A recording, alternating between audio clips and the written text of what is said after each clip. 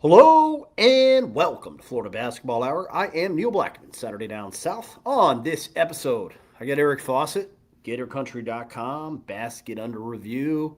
I guess I'm Basket Under Review now too, but Fawcett will be on. Got a lot to talk about today, man. Um, it's funny. It's rare. Like sometimes we have these August episodes, and we're like, hey, what kind of questions do we even roll through for these episodes? And then other times, there's a lot to say, right? And it kind of becomes like, how do we get this all into a 50-minute segment? So, episode fall camp questions for the Gators. I think probably going to come. Normally, I was going to say second, but we're going to go with that first. And then we will talk Denzel Aberdeen. We got to talk Wisney in the 10th Circuit's ruling today in favor of the NCAA. A lot of chaos there. What's the downstream ramifications of that? What do we know about the Denzel Aberdeen situation? Where does that kind of put Florida? Um, and then, obviously, that's something that's going to reverberate throughout college basketball, and what does that look like? And then we're going to tier the SEC. I know Fawcett got into um, he got into to making some tiers, I guess, pretty late yesterday. So I did some tiers too, and yeah, so that's how we're gonna roll on this episode of the show. Now, I guess first questions, biggest questions. You know, we kind of broke down a little bit of how some of the rotations and minutes might end up looking just from a bigger, grander perspective on the last show. And then we had the Aberdeen asterisk. We'll talk about the Aberdeen situation. I know you guys want to have that discussion. But I think the reality is um, that Florida's kind of front court versatility is really not comparable. There's no one that compares to it nationally. I think the closest to it is probably actually in Florida's own conference in Texas, just because I think even though David Punch isn't really a three, he can play a lot of different positions and can guard a lot of different positions, and it gives you some versatility, particularly with the reclassification of Marcus Spears. I think that front court has some depth and some super nice pieces. Fawcett, I'm sure we'll talk about Texas on this episode, but I also think Florida will play smaller this season at times, and I think one of the reasons that probably is appealing to people um, is that we saw even when Florida got into trouble in the Iowa game how effective the Gators were at getting smaller and attacking when smaller. And I also think, in many ways, some of the the guys who you would really actually expect to take genuine leaps, um, next year for Florida, are smaller guys, right? Isaiah Brown obviously had really kind of transformed himself late in SEC play to where really by the end of January and the Vanderbilt game, he kind of had his coming out party. But you know, he really did transform himself as an impactful player from a guy who didn't play a DNP against Duke and a DNP against UConn last year to a guy who kind of came out of his shell with 9 points in the Georgia game at home and built on the trust from there, right? To the 14-point game against Vanderbilt. Really only had I think maybe two kind of rough games in SEC play. The rematch against Vanderbilt, he was not very good. Nobody was. And then kind of struggled in the Auburn game on a night when pretty much everybody but Tommy Houck was bad. And I think, like, when everybody but Tommy Houck is bad, this Florida team can still kind of hang around with the team that won the NIT on their home floor, but they weren't quite. It wasn't enough there in the tank. to win that game. It's weird that Todd Golden has lost exactly one home game in each of the last 3 seasons. Um, and it's even weirder that they've come against, I don't know, like kind of fringy, like they haven't come against teams that are playing double byes in the SEC tournament. Like to me, I mean, there are like two grand mysteries in the Todd Golden era, and one is that he's 0-4 in SEC openers, probably going to be 0-5 unless Florida wins in Austin. Um, good luck.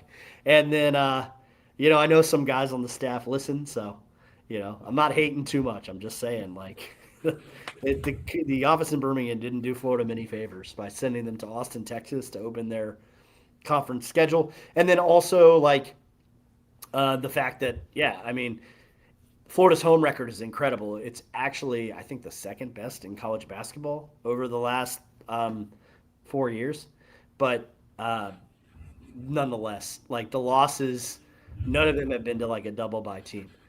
But my point back on rotations and like sort of fall practice questions, to me, it's like who in fall practice, is it Isaiah Brown? Is it CJ Ingram? Like who gets the trust enough to where their sort of productivity becomes hard to ignore, and then Florida can do the things I think they want to do, which is play Alex Condon a little more at the five, play Alex Condon in the short roll a little more, play Tommy Hauck a little more at the four. I mean, we could be succinct about it and just say I think play smaller for 10 to 15 minutes a game, and I think Florida ends up being a little more multiple that way as fall practice begins. Yeah, that'll be the interesting thing to change, like, or to see if there is change, because Florida's always been pretty confident in what they do and their process and how they play. And you kind of saw that as well with the way that they discussed after the Iowa loss, that they were still really happy with their game plan and how it was executed. Iowa just made some tough shots. And I mean, the one counter to that, I suppose, would be the fact that they were chased into playing small for the, I'll say first time. I mean, it probably wasn't the first time, but it's the first time I could remember in quite a while. So coming off of that kind of conversation, then bringing back so many of the same players, certainly interesting to see. Okay, did they just feel like, hey, we were one seed again, got a tough matchup, which is always like kind of like a bit of a I've heard that a couple of times, not from Florida staff, but other people's like, oh, Florida ran into a tough matchup. Well, the tough matchup was a bunch of Horizon League players, so I don't really take that as a, like, if that's the tough matchup for you, I personally think you should have another plan in place. But yeah, that's just one of the things that Florida's been so confident in what they've been doing. Do they make the changes? But it has sounded like they're open to those kinds of adjustments, and I think that's good. And it just all kind of comes down to me to the same things. I think Hauck will be better leveraged at the four. I think Condon will be better leveraged at the five, and I think that that is nothing negative to say about Ruben Chinyelu, who will still play a big role and still have play plenty. But I do think that some of those changes will be big. And I think my number one question that I'd be interested in, and I don't get many straight answers on it, and I understand why, but I've been the one who's kind of been critical of Florida's offense with the first shot, and obviously the offense rebound covers up all kinds of sins. But I've always been interested if, deep down Florida's really content with their offense, not the offensive rebounding piece that saves a lot of it, or the shot making that saved it 2 years ago with Walter Clayton. But like, are they really satisfied? And they looked pretty similar this year to the year prior, which is understandable. They won a championship. They went and did the same things. But I think we'll find out pretty quickly if Florida feels like they need to make some changes. And I think that'll be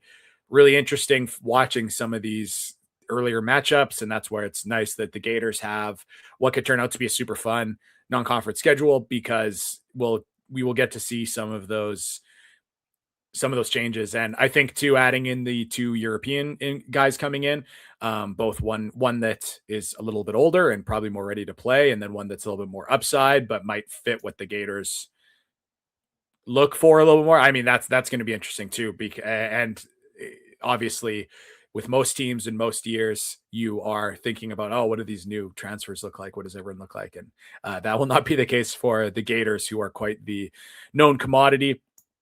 Just before jumping on, I was reading the CBS Candid Coaches series. They had the who will be the best team.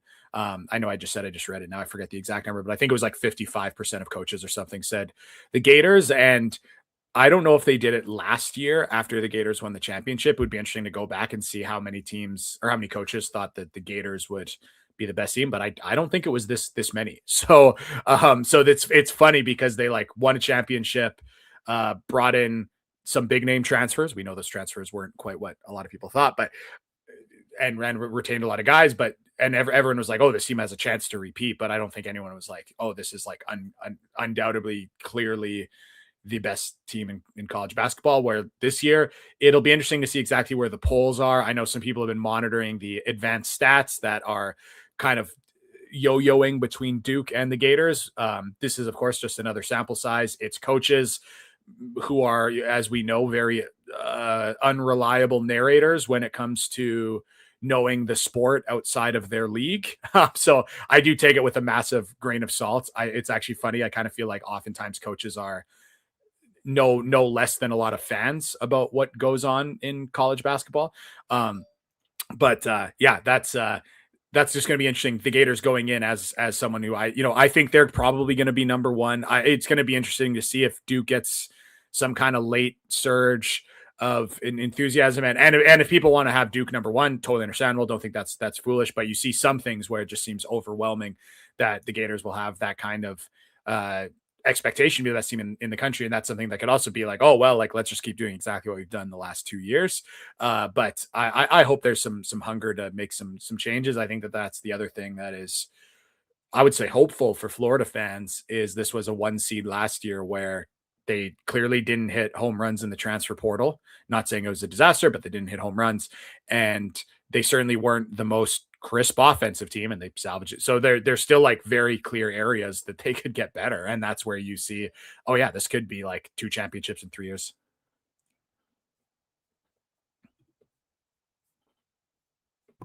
Yeah, I mean, like, I think that's all kind of where I come down. Like one thing that I've been pointing out, and it's something. If you've listened to Florida Basketball Hour for a long time, or you subscribe to Patreon.com/Florida Basketball Hour, the Patreon still the best way to support the show.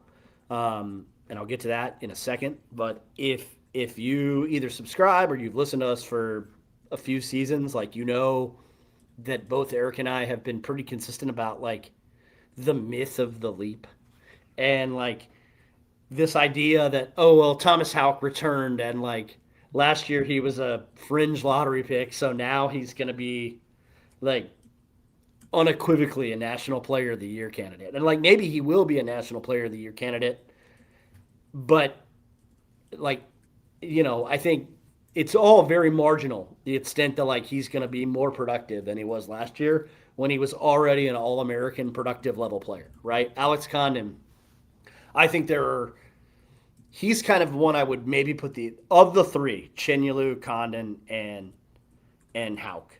The one I think has the most room to where you could say, oh wow, his senior year was a little bit better than everything else before, at least for me, is Condon. Because I think he can shoot the ball a little more consistently. Maybe I'm really naive in believing that. And I also just think that Florida can play through him and put him in better positions to succeed.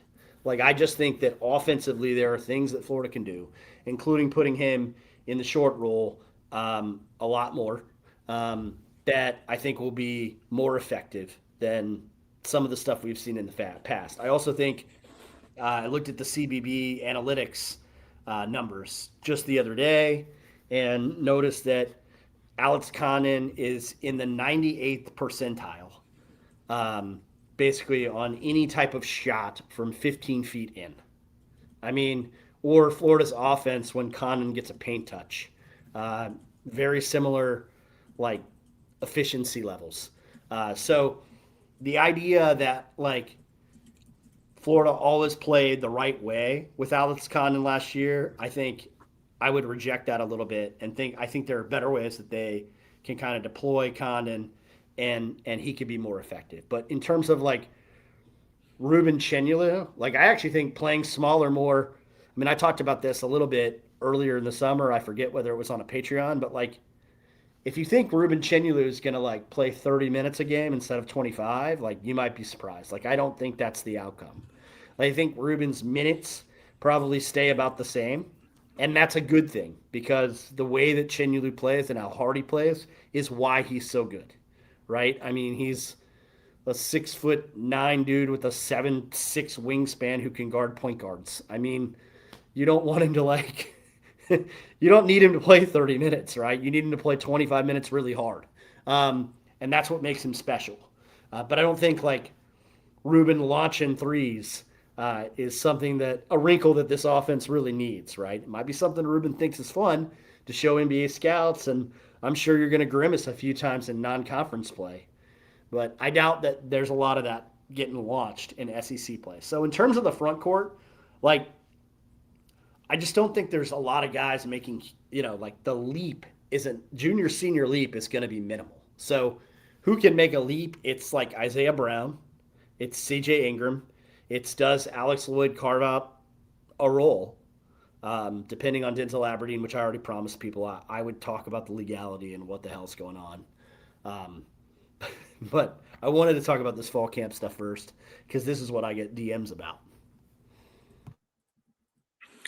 Yeah, that's I think the last interesting piece is like, do we see Doman Petrovic just getting into the action? That's a player that I know we just constantly will talk about Patreon content throughout our podcast, and especially Yeah, in the promote off that. season when just especially in the off season when we're doing 5 or 6 or 7 or 8 Patreon posts for every podcast. It's easy to have those 7 or 8 posts to cite back, but that is where the Patreon is great, just to get eyes on these guys from Europe that you're not going to be able to see anywhere else. And I thought that was, of course, the interesting piece where just it's just big for me to just explain like these are not the same style of player, just in that one is a traditional kind of like high school player and one is essentially a graduate transfer. And so Petrovic is someone that I think is brings a little bit of shooting that the Gators could desperately need. And I think that's what's going to be interesting as well, is that his minutes at the 4, where I think he's kind of locked at.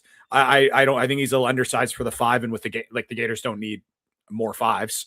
I know there's even still some like Mikic truthers out there that are ready to say that he's going to be getting minutes at the 5. So but what the Gators could need is shooting, and while they are comfortable not getting that shooting from the 4, as we have seen, it's just fact of the matter is if they're not getting the shooting they require from the backcourt, Petrovic is someone who shot, I forget if it was 37, 38% in Slovenia on good volume last year. So he's just like, legit shooter, 22 years old. So that makes the front court conversation interesting. Just that I feel like his minutes are not as going to be even as contingent on the front court rotation as it might be in the backcourt rotation. If it's still Boogie Fland is a below average 3-point shooter, and Aberdeen, whose 3-point shooting is maybe something to even be discussed. Maybe that could come after you give your legal updates, which I do know everyone is excited for. And another popular piece of the Patreon is anytime Neil starts breaking down what's going on around the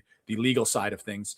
But I think that remains somewhat of a question for the Gators. Of course, when is the 3-point shooting, when you have a year that you don't shoot the 3 very well, and you kind of bring everyone back, the one possible insertion of new shooting is Petrovic. Will that be? It's possible other guys get better, but I think that's kind of the clear angle to see it. So I definitely recommend people go watch that video on Patreon and get a feel for him. I do really like his game. I would also say for the Gators to go in and get him, not that he was, terribly expensive, not like he's getting paid like a starter, but the Gators went and paid him well and got a 22-year-old, and you don't really get 22-year-olds to be like that are good and pay them a decent amount to just not factor in. So I do feel like he's going to be someone in the mix, and then you can start kind of doing the math from there, where like I think he's locked at the 4. I think the Gators want to get Hauck more minutes at the 4, and then we know the center rotation is going to be Chinyelu and Conan. We have a good idea, so you can probably start to do the math a little bit there, and that becomes interesting. But that'd be the guy to watch. So a lot of his stuff in the videos, patreon.com/FloridaBBR, that's at the banner there. Still the best way to support our show. I don't know why I clicked off the banner. There is the banner.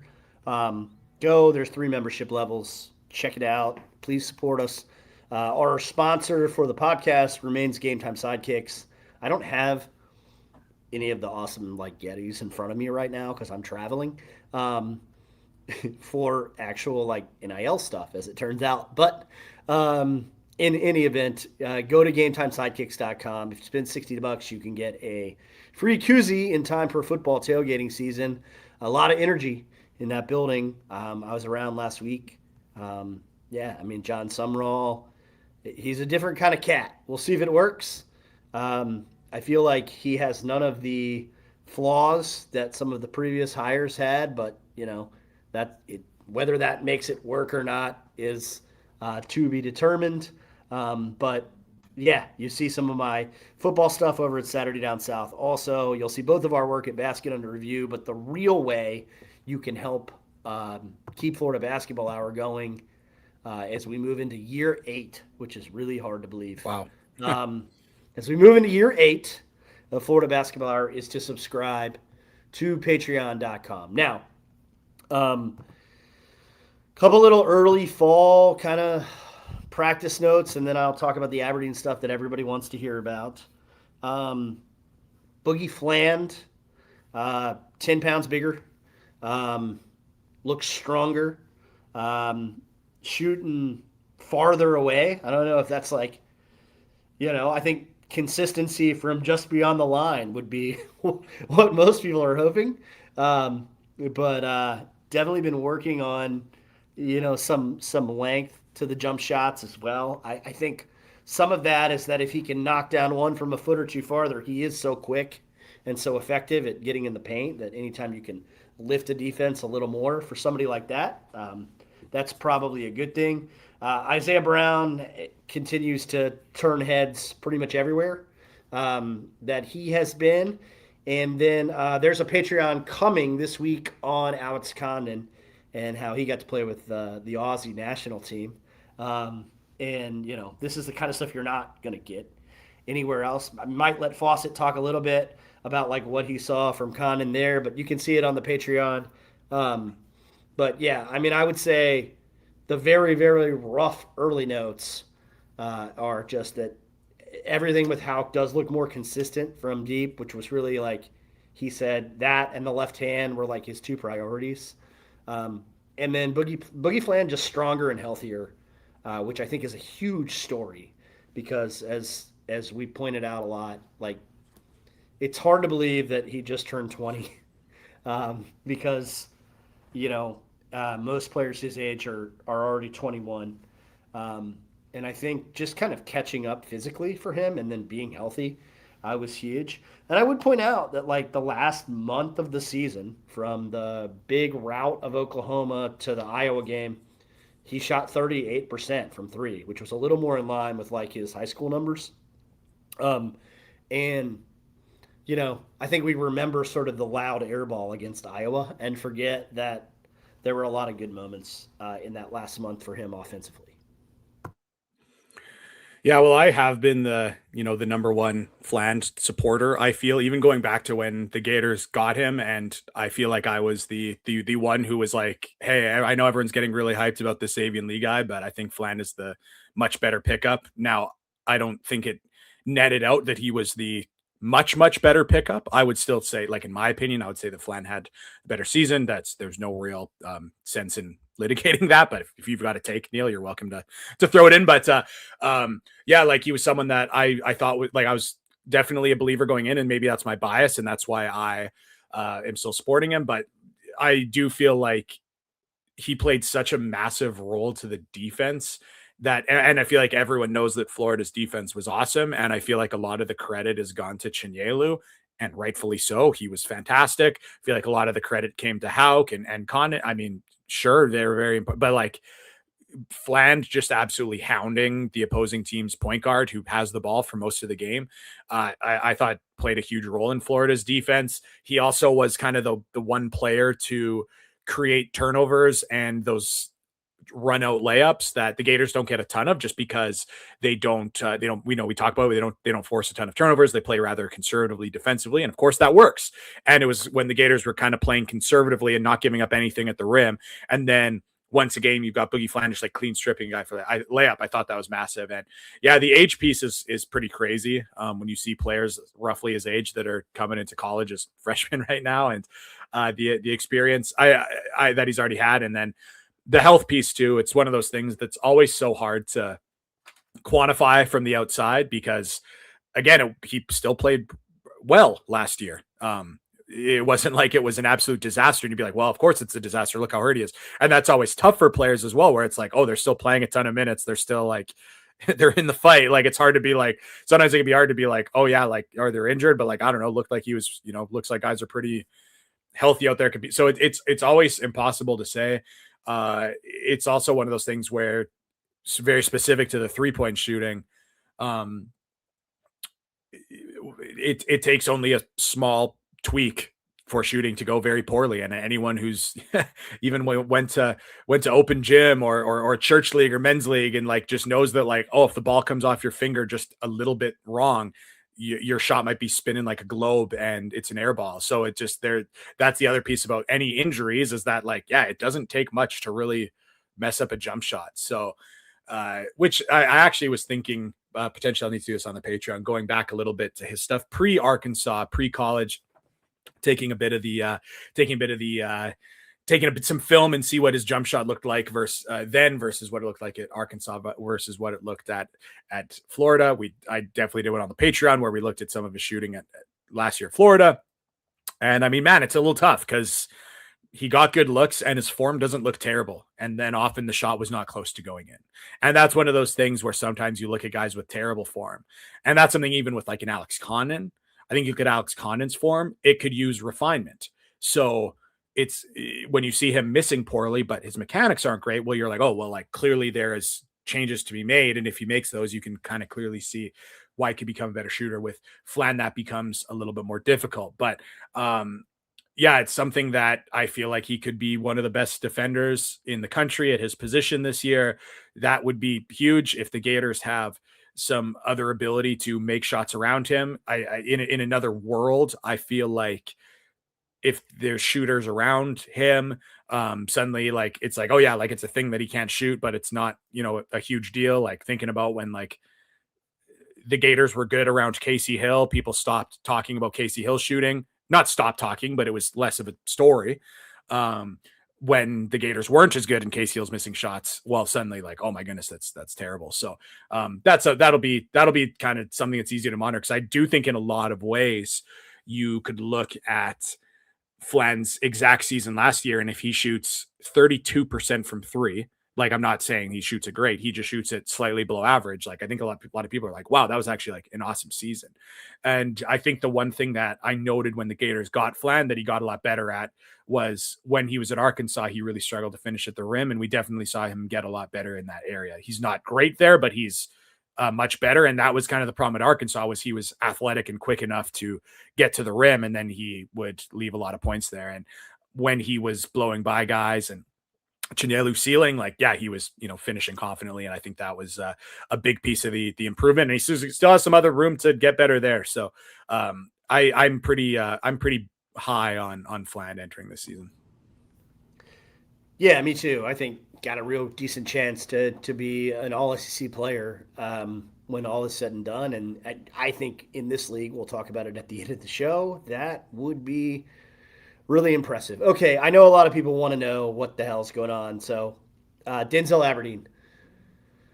Well, I guess the easiest thing to say is like Florida's still waiting on the waiver. Like, so for the second time that there's been a giant court decision, like these graphics have been wrong. Like the first time, Pete Nakos was like, Denzel Aberdeen is eligible, and it was like, well, yeah, in the sense that like there is currently a court order which the NCAA is going to appeal immediately that makes him eligible.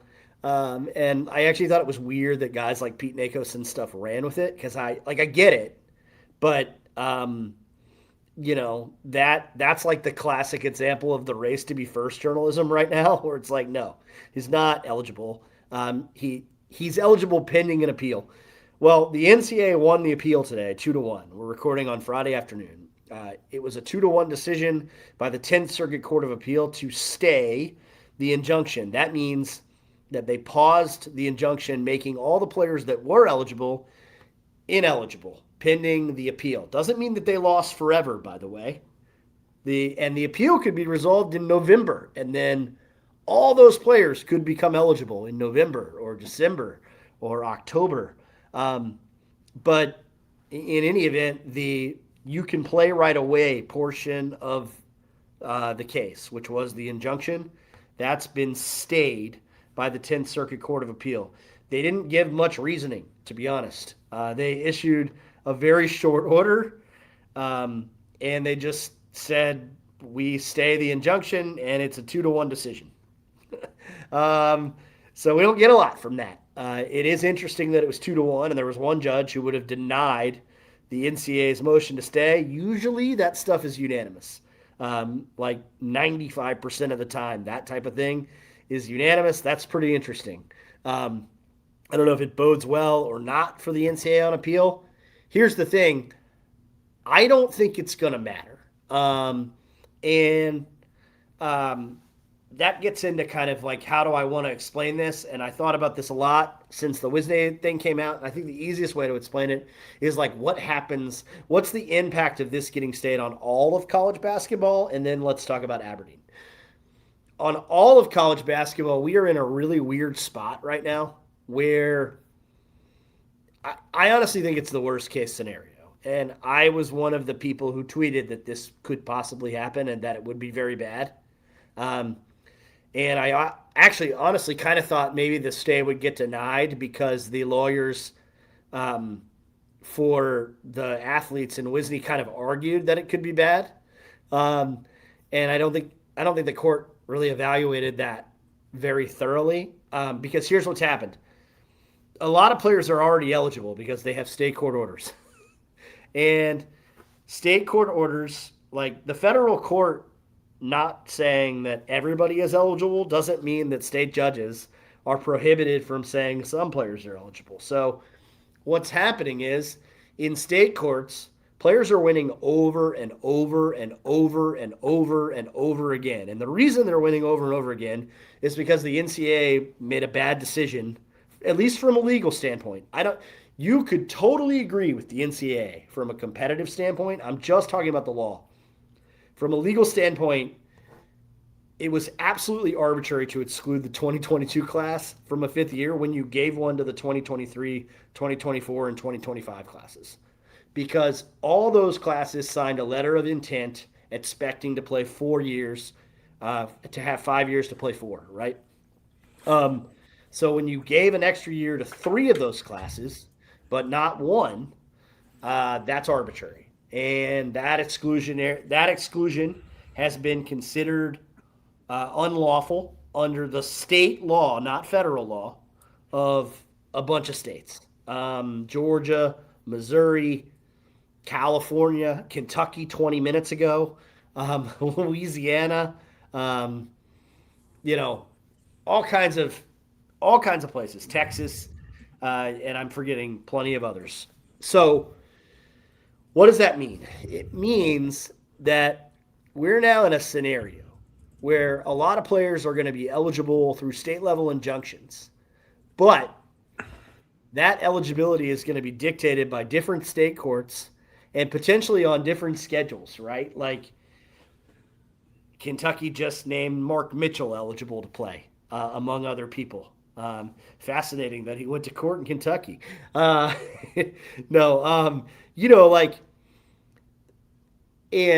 the different schedules part is the NCAA could appeal each and every one of these decisions and duke it out, and they're probably going to win occasionally, and they're probably going to lose occasionally. They won in Ohio last week, but they sort of lost because they had already lost the substance of the case, and the Ohio court ordered an expedited appeal. What does that mean? Well, it means that appeal will be decided by October when practice starts.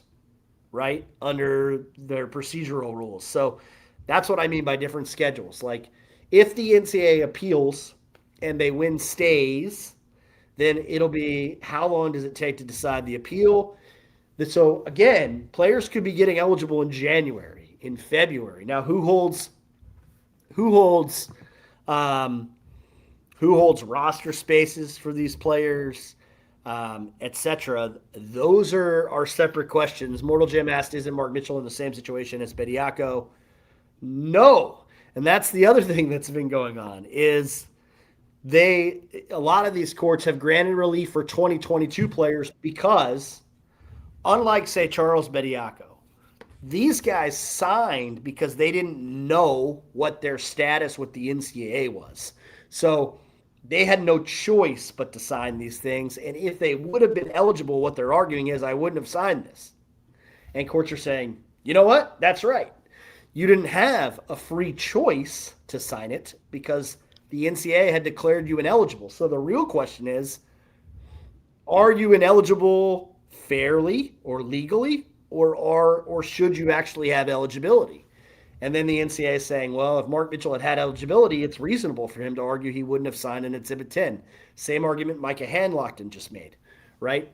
So, and the arguments in court are different in federal court and state court. I don't want to get like more any deeper in the weeds on the law than I have, but essentially, like the state court arguments are the NCAA's rules are arbitrary, um, and that there are third party beneficiaries of contracts that they signed who are and that their right as third party beneficiaries has been damaged uh, by the NCAA's arbitrary application of the 5-year rule, right? The federal law stuff is antitrust law. So those are different types of claims. And so that's why you could lose your antitrust argument and still be eligible in state court. Plus, there's a bunch of state laws.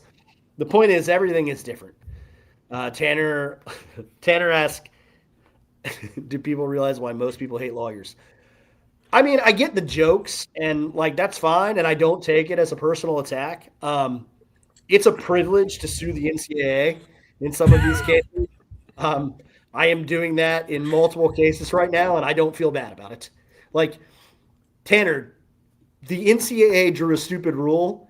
They applied it arbitrarily. They excluded an entire class of kids that the text of the rules should apply to, and I don't feel bad about them not doing their job right and protecting kids and adults. A lot of these guys are obviously adults, but protecting their like right and their ability to make a living when they should be able to do that does not make me feel bad. And if people hate me for that, that's fine. Like I'll be just fine. The NCAA should do a better job. And by the way, if you have competitive issues with this, like I'd love to hear your explanation for why COVID waivers were fair to the class of 2022 when they were freshmen, but now you're suddenly concerned about freshmen in 2026. But even if you can explain that, like, why couldn't the NCAA just draft a rule that didn't give 2023, 2024, 2025 a fifth year? Just say it's a perspective rule, and moving forward, everybody's going to get a fifth year. And then the problem is solved because no court is going to say it's arbitrary when it applies to high school kids, right? They're just going to say, hey, you guys came before this, and that's that. And I think the NCAA's legal position is much stronger in that scenario. So I appreciate this, Tanner, but it's really I have a hearing on another temporary injunction Monday, and I hope we win because that kid deserves to play.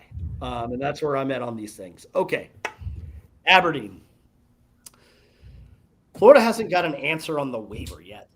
And this is a really interesting one because, and I'm sure Fawcett's heard this too, like there are coaches who literally were advised by lawyers, which may be a reason that people hate lawyers, to sue the NCAA rather than go through the waiver process. And I think Florida smartly did not do that.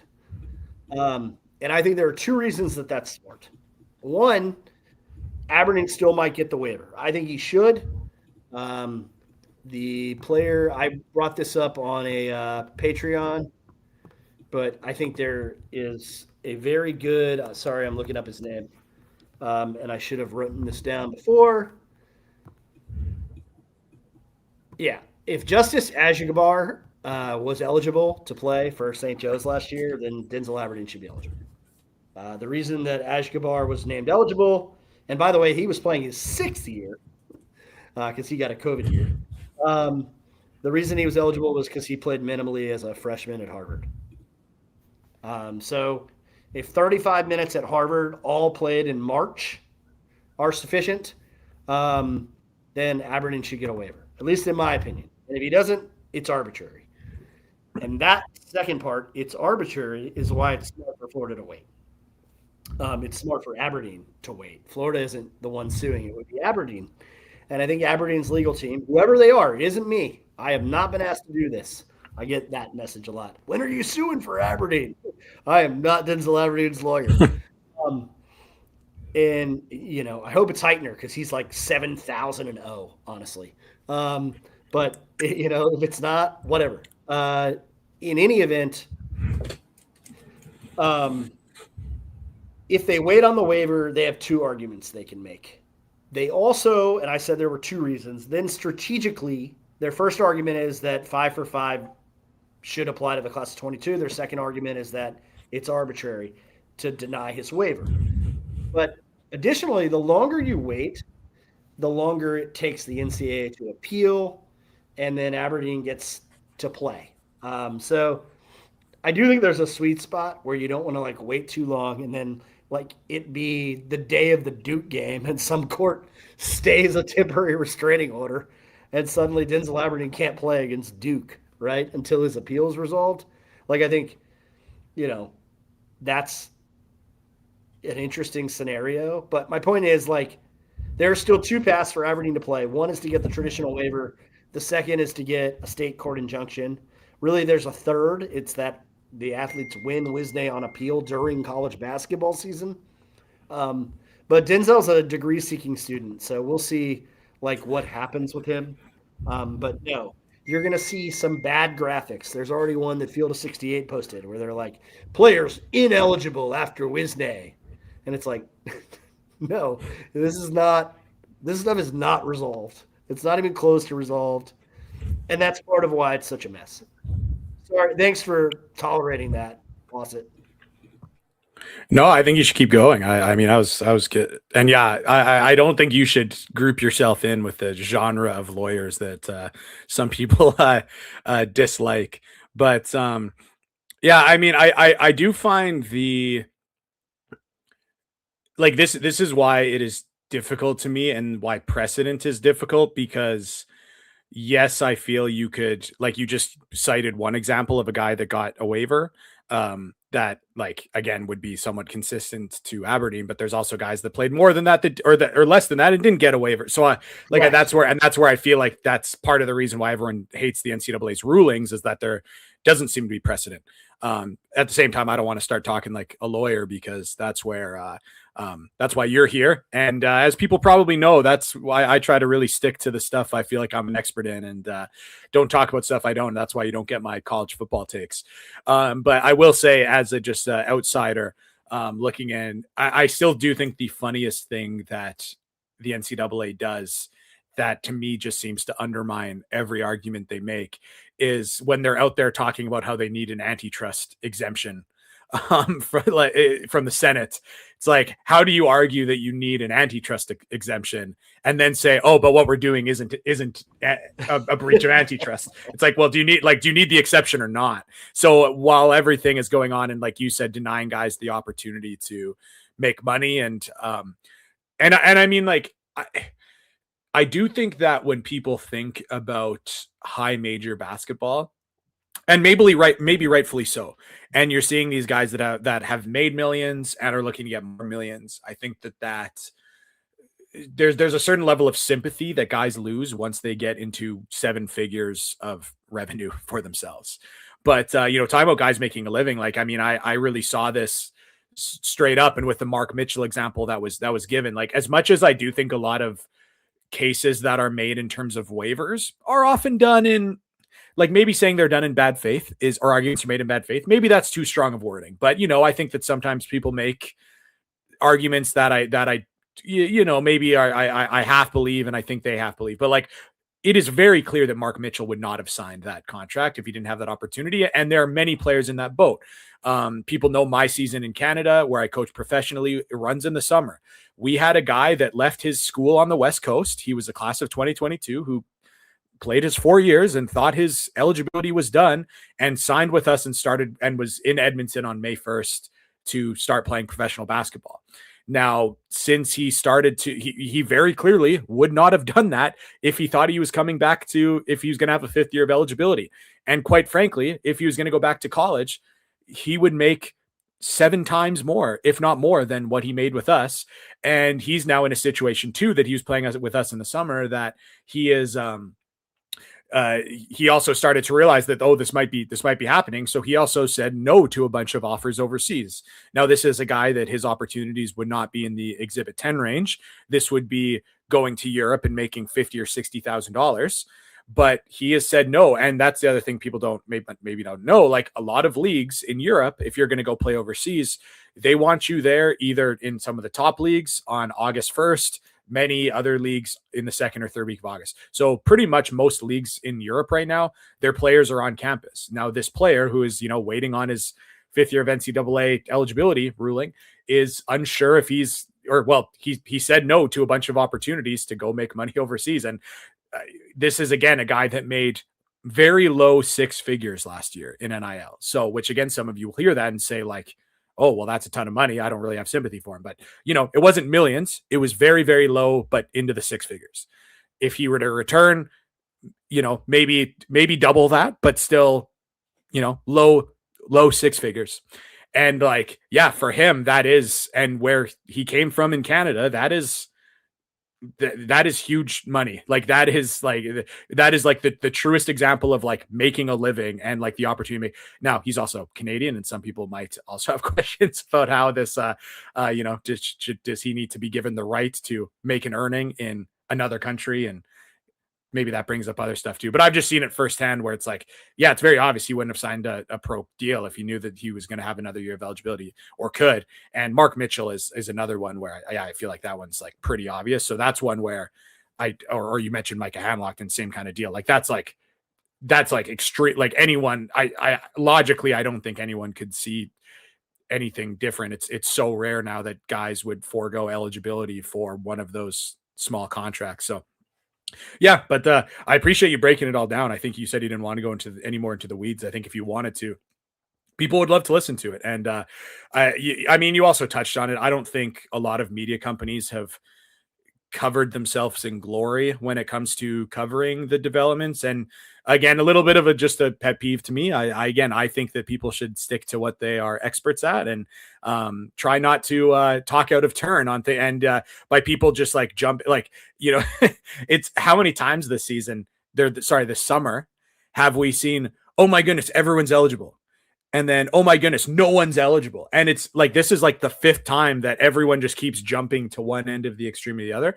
And I'll be honest, Neil, like, I'm just at the point where I'm just waiting for the dust to settle. Like, every time I hear this state said this state said this player got out, like, I just haven't believed any of it. And I'm just waiting for, I'm just waiting for the final buzzer. Like, to me, this is like people following this. It's like people looking at like a Ken Pom win probability chart, or it's like the most hardcore basketball fan of whatever their team, and their team goes down 8-2, 3 minutes in the game. We're like, well, it's over. We lost. And then they go up by 8 before the first half ends. And they're like, okay, we won it. And like, it's just that like jerking back and forth that people just seem to love to do.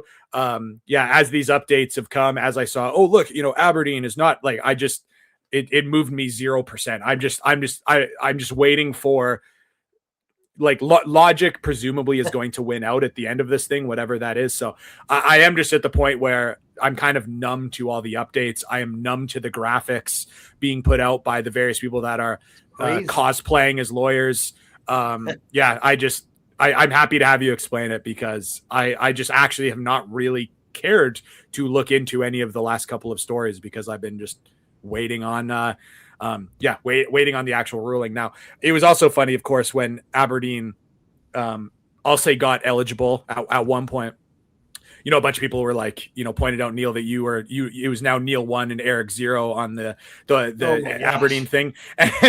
And I was like, oh, maybe I should have just put caveats and just been like, oh, well, like my thing was just on the waiver, and like, Right. so we'll see there, which I still could end up being very wrong on. But that's ultimately, I think, people, like, if you look into it, I still think that's just my problem with just going back to the first thing I said. It's just like the precedent thing just seems to be non-existent, which I'm sure just makes your skin crawl as a lawyer, when precedent is just doesn't seem to apply in these NCAA cases. And I also think that's why a lot of people are struggling to follow this story, because state court, federal court, not the same as NCAA clearinghouses. We're dealing with very different levels of scrutiny here. So Yeah. I think that's also what people are struggling with.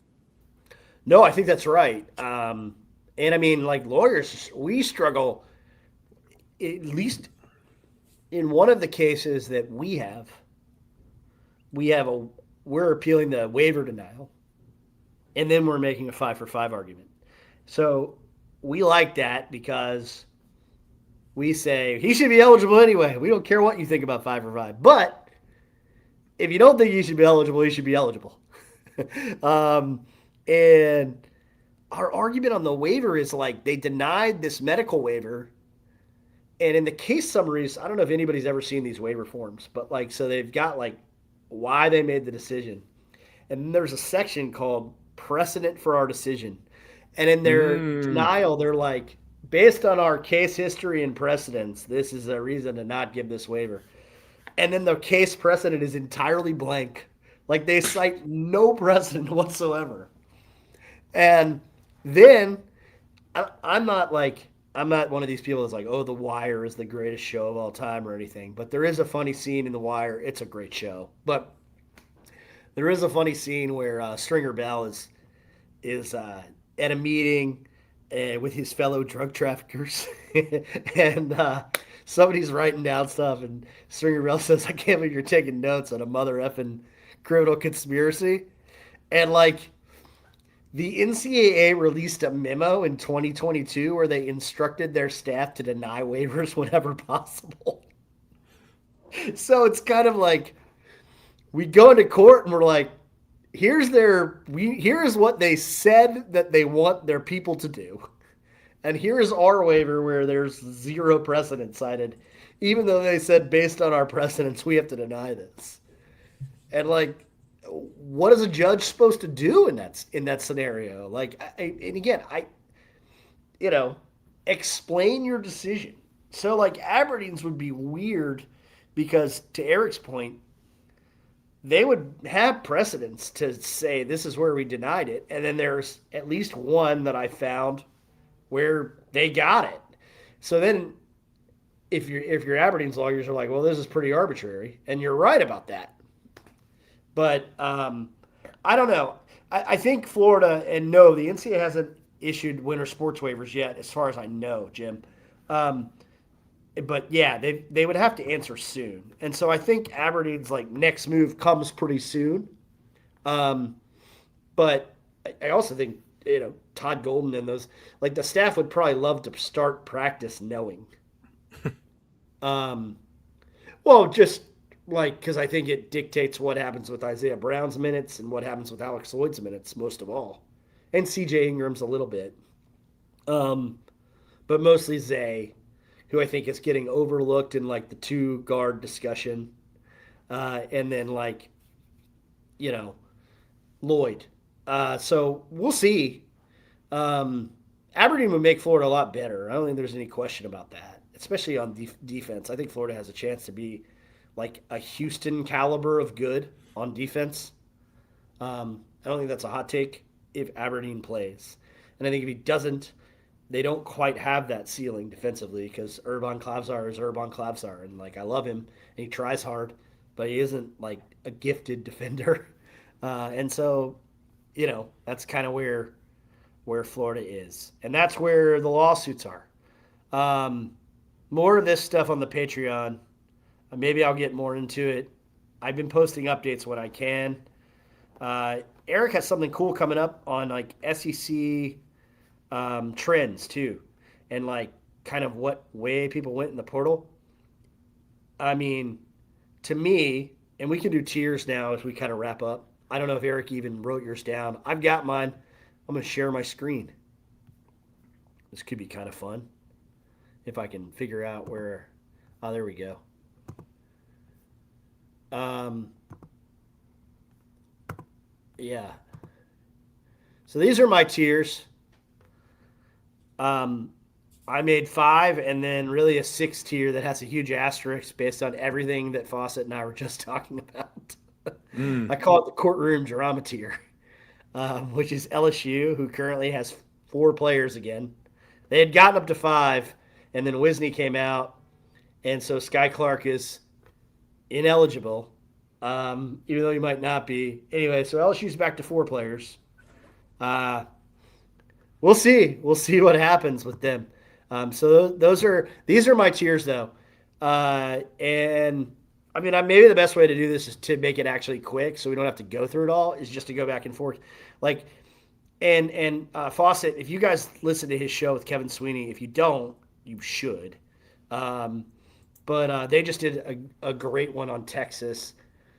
Like I think Texas is in the tier with Florida. Like I think they are a national championship contender.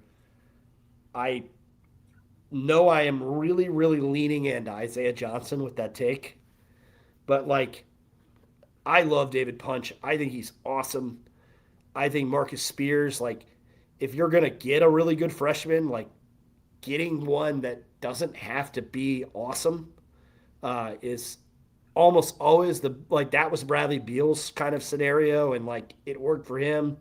There are plenty of other examples. I just use Beal because it's a Florida show. Um, I think Marcus Spears is going to be helpful. Vocatitis uh, is the hook and hold king, but he's also gotten better at other stuff. He's a pretty good player, um, and like I just think that front court is really great. I don't know how much I'm in love with the backcourt, but it's good enough to me to put them in a tier with Florida. Yeah, so just for the audio listeners, Florida and Texas in Neil's tier 1. Oh yeah, So I Texas is just like on the cusp for me. So I'm certainly okay with you putting them in there. I think that generally I'm just like I feel like the punch love has gotten a little high. I think he's really good, but I feel like I don't know. I'm probably not quite as high, and I feel like there's a little bit of redundancy with just his game and Vocatitis' game, which I do love Vocatitis.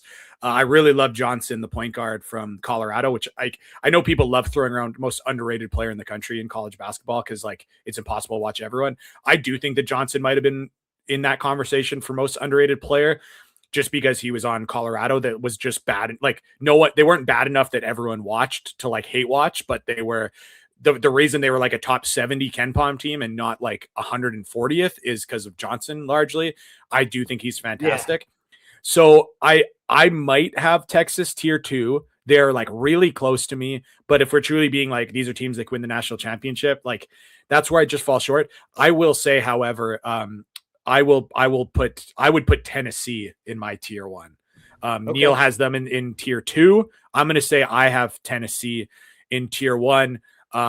Quick. We don't want to take this. I know you said you want to be quick, but Tennessee, just like the portal hall of all portal halls. Now it's a little bit more, there's a lot of names and I wish that they consolidated that a little bit more. I think people will all know that I'm pretty consistent in my kind of take that I would rather teams be top heavy and really concentrate their assets versus spread them out. But Tennessee getting Juke Harris, who is one of the biggest names in the portal, over 20 points per game at Wake Forest, may have been the reason why Dusty May left for the NBA. If you follow that story, Day Ames, one of the best guards in the portal. Tyler Lundblade, one of the best shooters in the portal. Terrence Hill from VCU, fantastic. Fantastic downhill point guard. Jalen Washington, who was at Vanderbilt. Miles Rubin, really good player at Loyola Chicago. Braden Liu, who's one of the like really trendy mid-major undersized centers. And then Jalen Harrelson is like the like seventh player that most people talk about when it comes to their portal class. And he was 16 points per game at Notre Dame. Like they are so deep. And the other thing too is they went, which this is interesting. Tennessee went all offense with their portal picks. Yeah. It was like Rick Barnes was like, hey, I'm kind of tired of playing rock fights all the time. So he just brought in like seven elite, like if Terrence Hill went to the Gators, I think people would be like, oh my God, this is going to be one of the best guards in the SEC. And he's just like kind of like a guy in their class. Like Day Ames, massive score. I haven't said like Juke Harris, over 20 points per game at Wake Forest. Like Tyler Lemblade, best shooter. They're going to have him running off all the screens like they've always loved from a shoot. Like, so it's like one thing, it's like, okay, now what if Tennessee actually had scores is the thing, but also a lot of these guys like Juke Harris cannot guard.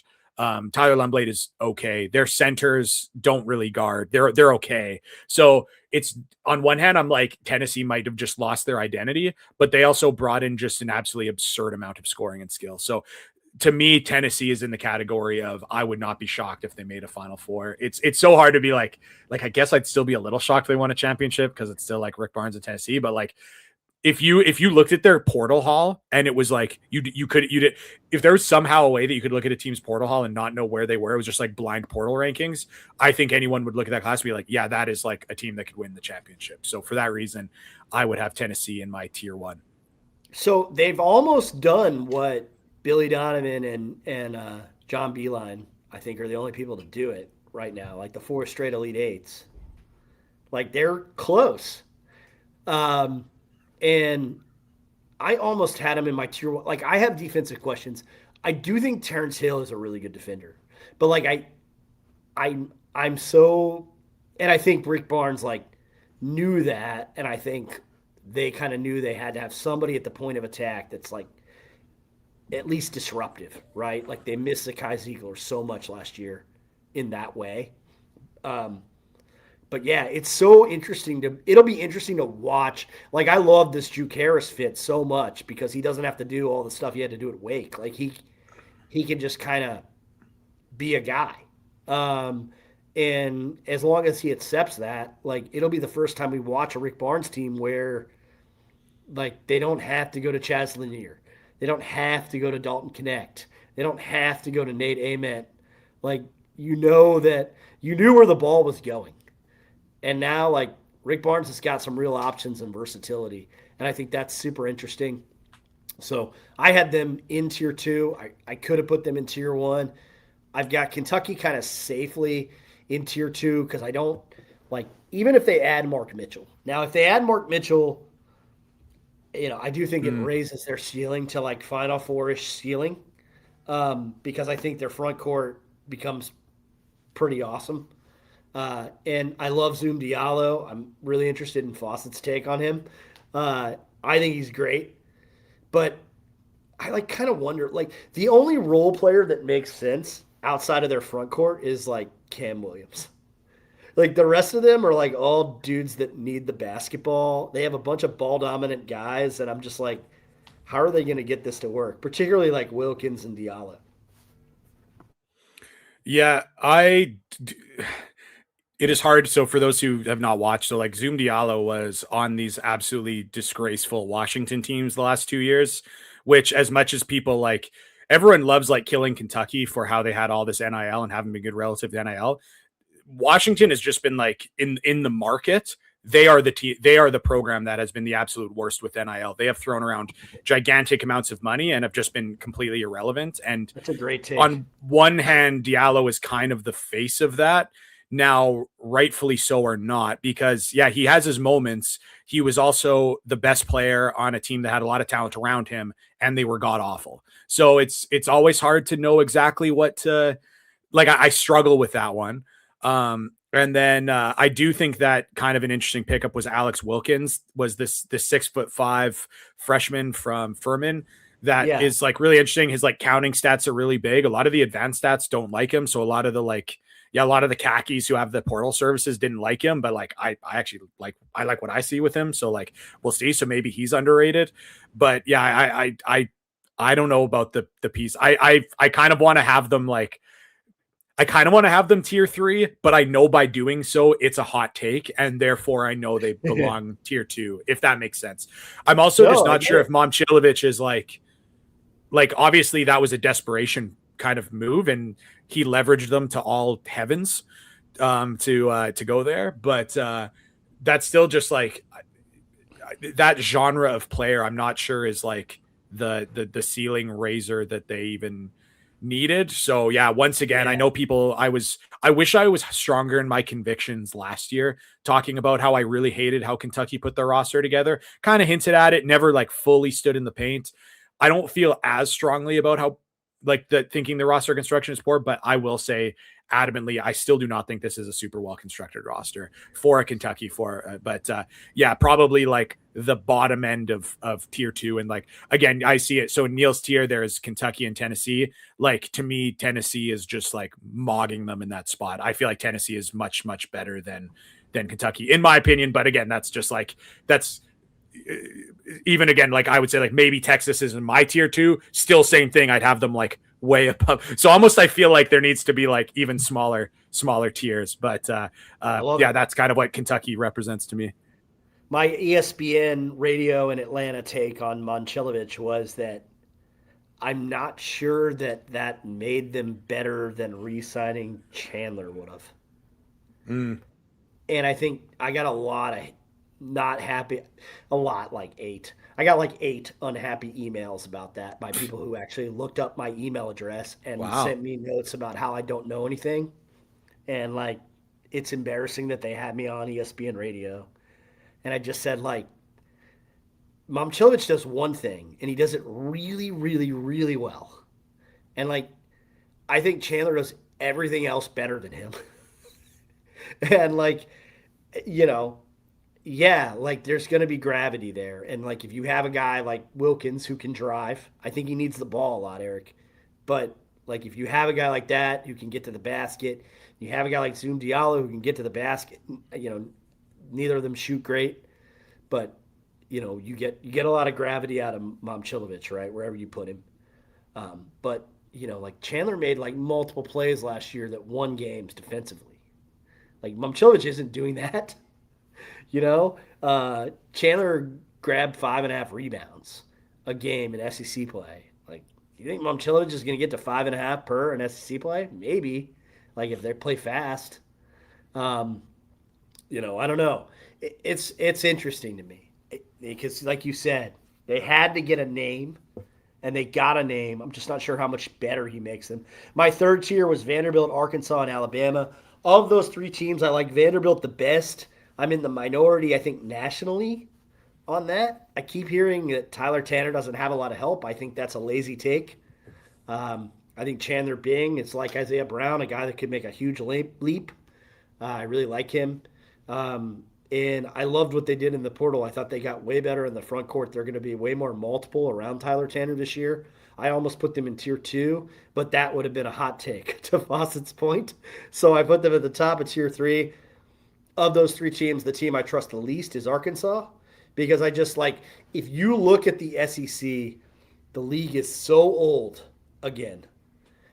And like, you could love Jordan Smith more than any freshman in the country. And John Calipari is still going to start 4 freshmen, man. Like, I just think it's going to be tough for them at times. At times. Yeah, I agree with Arkansas. This is where I feel like I almost want to like I would split my tiers a little bit more than you, where I almost like I'd almost have Florida, Tennessee in my tier 1, Texas alone in tier 2. Then in tier 3, I'd have Kentucky, Vanderbilt, and Alabama. So Vanderbilt is just such a tough one too when you look at like this is a team that finished. I mean, I actually forget. Let me just look it up really quick. But obviously, like, did really well. Vanderbilt finishes 11th in Ken Palm. Yes, they lose Duke Miles and a couple of pieces, like Duke Miles being the biggest, but like, it's not like they like they still have Tyler Tanner. And then I think bring in like Ace Glass, who I like, and Teo Barrett's like a proven SEC guy. They got better in the front court. Their front court's not great, but like Burke Buchtensell can shoot. What's his name? The Colorado guy can he's like the lob catcher that they didn't have. And then they got the kind of 6'8" physical Auburn front court player who just brings some of the size they need. So it's definitely probably a little bit of a coaching and Tanner thing for me to have them there. But I also just look at last year and I'm like, well, they didn't lose enough and not replenish it enough to be like expecting them to go from 11th in KenPom to like 22nd, in my opinion. And like when we're looking at these teams on range, like that would be so I still am high in Vanderbilt. And then Alabama, who people will probably remember. I feel like I'm always higher on Alabama than consensus, but this year too, especially, like, it's also funny. They brought in Drew Fielder, who's kind of considered to be the best true, like, traditional stretch five from Boise State. I don't love that genre of player, and I wouldn't have put all my kind of eggs in that basket. But again, he's kind of a important piece. But then they also got Jamarion Davis Fleming and Brandon Garrison, two just like proven big body fives that they could have desperately used the last couple of years. So I think that they're just ability to create driving lanes for Holloway and like Allen and Bristow driving downhill, and then they have like the size at the 5 position that they desperately need. Yeah, and if Fielders and I'm not even like really expecting a big season from Fielder, yet everyone else is expecting a huge season from Fielder. So if that happens or anything close to that, like, yeah, I think they could be pushing even like tier 2 ish. So yeah, and I would share your opinion on Arkansas. Anybody there in tier 4 or 5 you want to talk about? Like Missouri, really good recruiting class again. Kind of an interesting team. They're going to go to the NCAA tournament. I don't know, like, if I could put them any higher than the top of tier 4 though. Porter Moser can coach. He likes his team. A&M, PJ Haggerty. Georgia returns 4 starters from a team that made the NCAA tournament. Like, this is how good the SEC is going to be, right? Like, Georgia returned 4 starters from an NCAA tournament team, and one of them, Kanan Catchings, is probably a draft pick somewhere. And, like, I don't know. I just don't really trust Mike White and that staff to get what they need out of them. And I also just don't know if, like, returning – like, I love Blue Cane, but, like, returning Blue Cane and Kanan Catchings, I don't know if I can get them out of tier 4, right? Tier 5, I'm pretty confident I'm right on tier 5. I would get some pushback from people on Auburn, I'm sure. There are some people kind of like what they did. I don't know, man. And then LSU, like, you can't make any arguments about LSU right now because I don't know, like, who's going to play for them. Yeah, I mean, I mentioned it like months ago on the podcast that I was like, I don't think you people understand, if LSU gets ever ineligible, they're winning the national championship. Now we're at the point where like the names that were like the EuroLeague starters have already been like they're not eligible. Like there's no way on. Right. So so I know I just wanted to like kind of update people because at one point we were looking at the roster with 4 guys and I was like, no, you guys don't really, like, they are going to win the national championship if everyone gets eligible. And now and that was like people might have thought I was exaggerating. I truly believe that. However, with now that the top end guys of that have been lopped off, now their ceiling is not even close to that. So that's one of the things too, where like, I still think I could see a world where if some of their guys get eligible, they could be like a tier 3 team and surprise some people. But like, I kind of feel like that's their ceiling. Their ceiling is no longer Final Four, win a championship.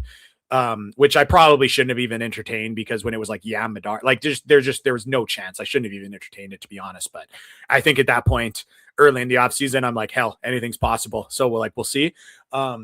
So yeah, that's what I feel about LSU. And then to me, the most interesting roster would just be Texas A&M, because on one hand, I thought it was interesting where maybe this isn't the total fair comparison, but like when Shaka Smart takes Texas, everyone is like, oh, is he going to still do the Havoc thing? Because if you're going to do the Havoc thing, you need to recruit a certain style of guy. But if you go to Texas, you probably need to recruit 5 stars. And there's always just that, like with guys that play the like pressing styles, there's always that push and pull about like, if you're playing that style, you probably need guys that aren't conventionally talented and you need to get some kind of other pieces. And with some of the takes, that's what Bucky McMillan did this year, which he didn't really do the first year. He kind of still got like talent last year. This year, he definitely got some guys that are not going to jump off the page, but are guys that he feels will execute that style and will play really hard for 40 minutes and press and trap. And some of his centers are like 6'8" and 210, so they're undersized, but they're going to be able to sprint around and fly around and do the trapping. So on one hand, I'm like, oh, that's actually just like really interesting. I'm really curious to see how that kind of works. But then he went and got getting getting PJ Haggerty, like you mentioned, getting Jordan Pope. Like he got guys that are more conventional, just like scoring pieces on top of that. So part of me is like, oh, if like Jalen Reese and Jalen Shelley and like Tyshawn Archie and these like low major, mid major guys like just like guard like demons, and then Haggerty just runs around and scores 25 points a game, which he has shown the ability to do. It's kind of interesting to me. So I just don't know what to think about Texas A&M, but like I'm just not really interested by Oklahoma, Georgia, Auburn, like those. I'm just yeah. Mississippi State, like just doesn't interest me. Whereas I will say I'm at least interested by Texas A&M. I'm not saying I think they're going to finish higher. They absolutely belong in that tier you have them. I would just say that's like if you're looking at the one team that could maybe surprise, I would say that that's probably Texas A&M. Then maybe the other one would just be Auburn, because like I think they technically have talent, but like I'm with you. I'd have them tier 5. Like I did not like what I saw last year. Not that they're super talented. Like I'm not saying they're like tier 2 talent, but like yeah, maybe they're lower end tier 3, upper tier 4 talent, but it just obviously didn't come together last year. So like, what am I to expect? So I would agree with you on all your Final Fours. I think my only disagreements with you, I would say, is I would have Tennessee tier 1. I would break up the tiers, like I said, which maybe like sorts things out a little bit. But yeah, generally speaking, we're in the same kind of boat, and I think that probably LSU is going to land in tier 4 when they get some of their guys eligible. That's totally fair. I guess I thought about it a little more because you mentioned the most interesting to you, so maybe that's a good way of approaching 4 and 5. Like Missouri is the most interesting to me. Like Jason Crow Jr., I think is going to be spectacular. I love Bryson Tiller. I've always been a Bryson Tiller guy, and like I feel like that, and like if you get like a good version of Kennard Davis, Trent Pierce is a guy who's been around a while. Like he's a pain in the butt to play against. Like I think Condon said like he was like his least favorite front court dude to play because he's kind of a dark arts guy that's always poking you, and he just kind of gets under your skin a little bit. Like Jalen Carey is there, who obviously I like Jalen offensively. I don't know if Dennis can get him to compete on the other end. Like we saw last year. I mean, he just flat out quit against Florida in the Ruben Chinulu game. But yeah, I mean, we'll see. Like Missouri is interesting to me just because you add like a top 10 freshman and you put some pretty good pieces around him. Who knows? We saw Arkansas that worked for them last year. But that's it. That's all I had. Do you have any everyone loves I actually hate these questions, but I'll throw it to you anyways because I know people love them. It's mostly because it's so hard to say. Like people always look at a league and they're like, Neil, how many NCAA tournament teams are there? Which is always like, but people always view it like this, looking at one team's league, when you really have to factor in like, is the A10 going to steal bids? Is the Mountain West going to steal bids? How good's it? So that's why I hate these questions, but I'll ask it to you anyways, because I bet there's someone thinking, Neil, how many NCAA tournament teams are there going to be from the SEC? With the expanded field, I think 13. If it were 68, I would have said 12. But with the expanded field, I think it's 13 because, like, and I've already mentioned like Auburn. Like I think Auburn like sneaks in and gets in, and that's 13. Ole Miss, Miss State, South Carolina are playing at home. And by the way, like this is how good the league. Like South Carolina's roster does not suck. Like if you put South Carolina's roster in not the Big 10 or the Big 12, actually, not the Big 10. I got to think about that one. But I think if you put it in the Big East, it would finish in the top 5. I really think that. And I mean, this is going to be a monstrous year for the SEC. I think 15-3 might win the league. Yeah, actually, South Carolina might be in the category of like just they're. I guess they're not quite interesting to me, and the style they play is just not. It's not going to be appointment television for me. But yeah, I don't think they're finishing last in the league. I think that they'll be in that 12 or Right. 13 range, and yeah, on the bubble, um, which is again going to be interesting. And I think that you mentioned Auburn sneaking in. Like I was not a proponent of expanding the field. I'm not like the world is the sky is falling. I do think it could be like it could be more damaging. I think there's going to be a lot of casual fans that are just going to care less and less about the sport until March because this is going to really like the people that are like college basketball doesn't matter until March are kind of going to be proven right when they see that a team that's 12th in the SEC or 13th in the SEC is making the tournament. That is only going to confirm what a lot of critics of the sport say, but it'll also be interesting. One thing I'm looking forward to is like yeah, like what is the job security like for what happens if Auburn is in the first eight or whatever they're calling it? They make the NCAA tournament, but barely. You know what does and you're going to start to see some of those tough decisions on coaches. So that'll be interesting too. All right, go to patreon.com/Florida BB Hour. Subscribe. It's the best way to support us. Lots of stuff coming up. I'm going to drop something tonight. Actually, Friday night. Why not? And then we'll just go from there. I'll let Fawcett sign us off. Go Gators and keep attacking closeouts.